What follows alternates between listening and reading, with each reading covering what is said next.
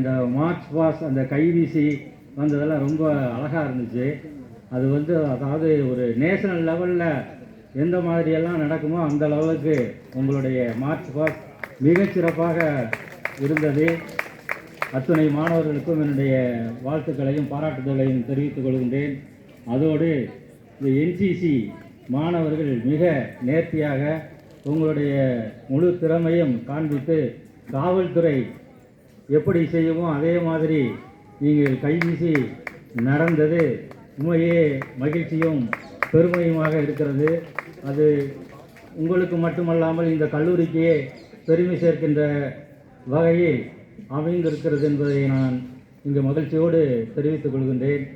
பொதுவாகவே பெரியார் மணியம்மை கல்லூரியாக இருந்தாலும் சரி, ஸ்கூலாக இருந்தாலும் சரி, விளையாட்டுப் போட்டிகளில் கலந்து கொள்கின்ற மாணவர்கள் அதிக பதக்கங்களை பெற்றுக்கொண்டிருக்கிறார்கள் என்பதை எல்லோரும் அறிவார்கள்.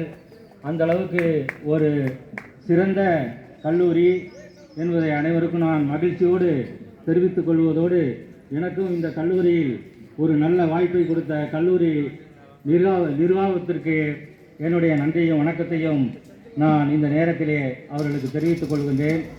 பொதுவாகவே இப்பொழுது விளையாட்டுத் துறையில் நம்ம இந்தியாவை எடுத்துக்கிட்டோம்னா கொஞ்சம் ஒரு 30-40 ஆண்டுகளுக்கு பிறகு கொஞ்சம் முன்னேறி கொண்டு இருக்கிறது என்பதையெல்லாம் நீங்கள் தெரிந்து கொள்ள வேண்டும். சற்று ஒரு வீக்கு முன்னாடி நடந்த ஒரு ஜூனியர் கேட்டகரி விளையாட்டு விழாவில் கூட நமது தமிழ்நாடு 2வது இடத்திற்கு வந்திருக்கிறது. அந்த ஜூனியர் கேட்டகரி மாணவர்கள் மிக திறமையாக இந்தியாவிலே ஒரு தமிழ்நாடு 2வது இடத்திற்கு வந்திருக்கிறது என்றால் நாம் இன்னும் விளையாட்டுத் துறையில் முன்னேறி கொண்டிருக்கிறோம் என்று தான் சொல்ல வேண்டும்.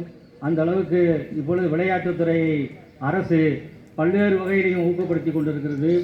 எல்லா மாவட்டங்களிலும் விளையாட்டு விடுதிகள், எல்லா மாவட்டங்களிலும் சிந்தட்டிக் ட்ராக், நல்ல வசதிகளை இப்பொழுது மாணவர்களுக்கு செய்து கொண்டிருக்கிறார்கள். அதாவது நாங்கள் ஓடுகின்ற காலத்தில் இந்த மாதிரியான